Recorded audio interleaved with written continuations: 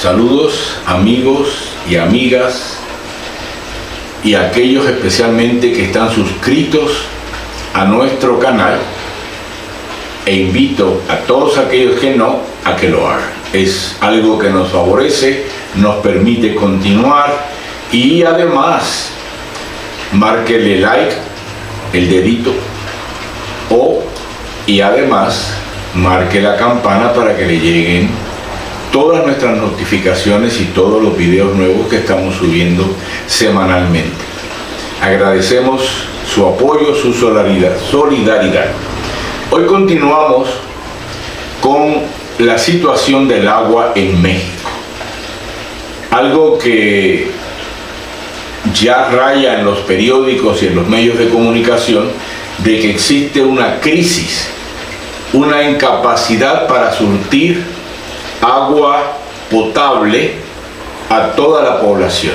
Además de que hay una permanente disputa por el uso del acuífero, ya sea para la agricultura o para las industrias. En definitiva, los sujetos usuarios de agua en el 2026 entran en conflicto uno con otro por el uso de este líquido. Esta situación no es nueva en el país. Se ha ido agravando en el siglo XX y en este momento siglo XXI. Para que comprendamos cuál es el problema de la utilización del agua, y no simplemente digamos que no hay agua en el país, debemos repasar brevemente cómo se distribuía el agua anteriormente. Si nos vamos a los orígenes de lo que sería la colonización de Mesoamérica o el Nuevo México, siglo XVI, con la conquista de los españoles, la autoridad que repartía el uso del agua era el rey de España, y la otorgaba por merced, por concesión. El día de hoy no se utiliza la palabra merced, pero se sigue utilizando la palabra concesión. El propietario del agua y de la tierra en el país es la nación, y lo representa el gobierno federal. En el caso de la colonia, el propietario de la colonia y del agua lo era el rey, y otorgaba por concesión el uso de la tierra y el uso del agua. Los sujetos o el sujeto importante consumidor de esa agua en la colonización era primero las comunidades originarias. La corona española, no así los colonizadores, respetaba la organización y la estructura indígena y les otorgaba el concepto de república, y usaban la tierra y el agua a discreción de ellos. El otro sujeto importante es la iglesia. La iglesia va acaparando territorios inmensos, y el agua que hay en ella la usa a discreción. El sujeto moderno en esa conquista es el hacendado y el pequeño propietario. Los conflictos se arreglaban ya fuera por la autoridad superior, si es bastante grave el problema, el rey, el virrey o el alcalde. En esa distribución de poder se resolvían los problemas sobre el uso del agua. Cuando llega la independencia a México, se da un fenómeno importantísimo. En el 1856, con la ley de desamortización o la ley Lerdo, se le quitan las tierras a la iglesia y también a las organizaciones o comunidades indígenas, ya que ellas no eran propietarios, sino la comunidad como una corporación. Y en términos de la ley Lerdo, esas tierras no tenían propietario. Así que pasaron a ser propiedad del Estado, y el Estado, dada la despoblación que existía en México, había las leyes de repartición de terrenos baldíos para poder colonizar este vasto territorio que era México. Los conflictos en materia del agua los seguía resolviendo el alcalde, y cuando la situación se agravaba, iban directamente a la presidencia. Pero el sujeto principal del uso del agua era el hacendado, en conflicto con el pequeño propietario. Posterior a las leyes de reforma y durante el gobierno de Porfirio Díaz, se promovió la industrialización del país, y eso fue añadiendo a un nuevo sujeto en la utilización del agua. Los conflictos que se fueron generando, ya sea por las industrias que se formaban o se establecían en la región, o el conflicto entre hacendados y pequeños propietarios, en mínima parte los indígenas, los resolvían los alcaldes a menos que el problema fuera grave. Esta situación hizo que el gobierno federal, presidido por Porfirio Díaz, redactara una ley basada en el artículo de comunicación de la Constitución del 1856, que le daba jurisdicción para poder intervenir en estos conflictos. Se mantuvo el agua como un problema de comunicación, pero esa ley fue insuficiente. No pudo resolver los problemas del agua en la medida en que el país iba creciendo, y además las industrias se iban estableciendo. En el caso de Puebla tenemos todo lo que sería la ribera del río Atoyac, y en el caso de Atlisco, también Puebla, tenemos la zona de Metepec y otras fábricas que se establecieron en el valle de Atlisco, alrededor del río Cantarranas.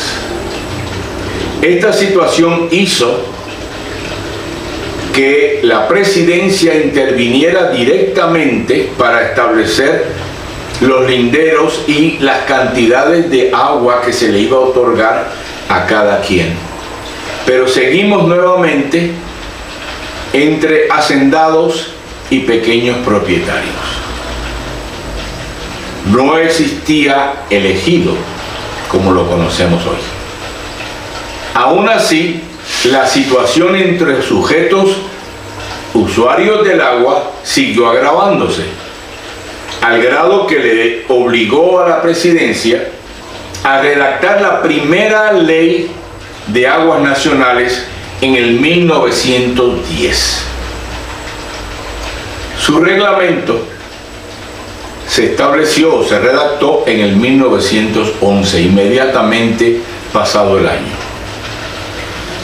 Estalla la revolución, y en la Constitución del 1917 se establece que las tierras y el agua, el control de ambas cosas, quedan en manos de la nación.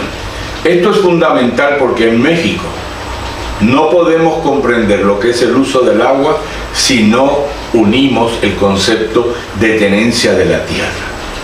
¿Quién tiene la tierra? ¿Quién tiene el agua?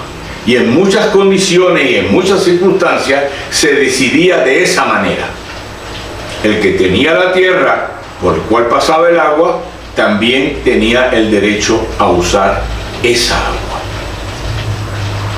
Esa fue la situación que duró por años. Todavía la ley nacional, la ley federal del 1920, hacía preferencia a los hacendados, aún después de la revolución, y al pequeño propietario, bajo el mismo concepto que por donde pasa el agua, el usuario es el dueño de la tierra. Eso es algo fundamental que va a transformarse en el siglo XX.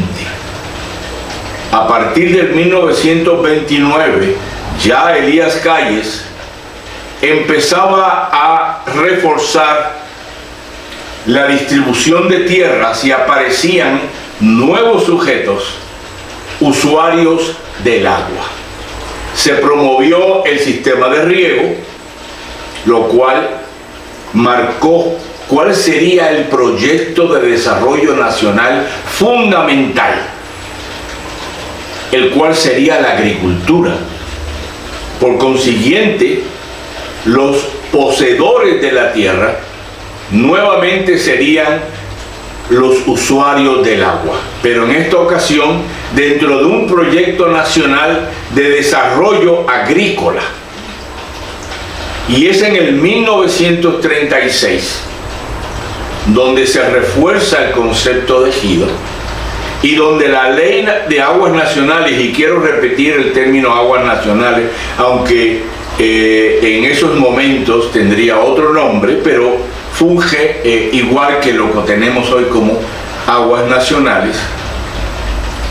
En ese momento la preferencia o el sujeto histórico al cual se le reconoce como usuario fundamental del agua es al ejidatario.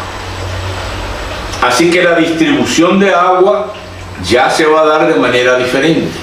Se desconocen las asignaciones anteriores y se reasigna el uso del agua para los ejidatarios y para el distrito de riego. Eso es algo importantísimo, porque los conflictos se van a resolver en materia del proyecto nacional, que es reforzar al ejido y el desarrollo agrícola del país. Este proyecto continuó hasta el 1960, donde ya empieza la industrialización del país en grande.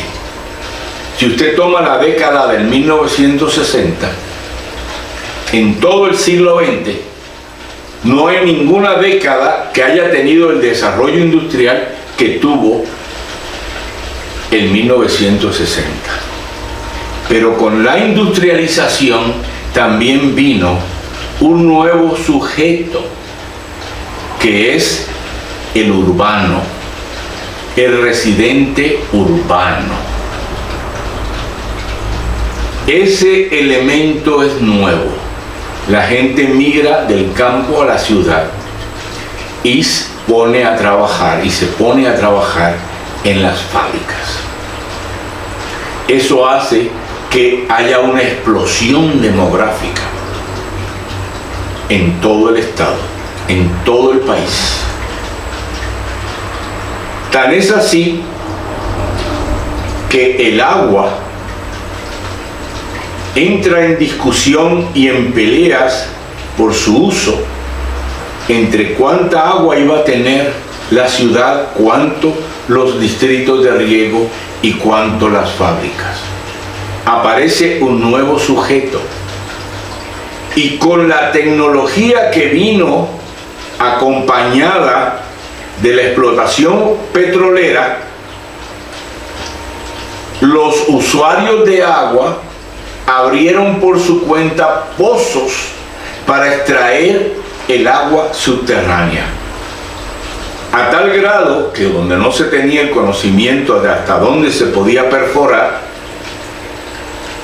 hubo miles de muertos por consumir agua contaminada con arsénico. Eso ocurrió en la década del 1960. Menciono que hasta ese momento el agua que se usaba era la de los ríos, ríos que no tienen nada que ver con lo que tenemos hoy, ríos cristalinos, ríos caudalosos, ríos que se le respetaba su zona ecológica,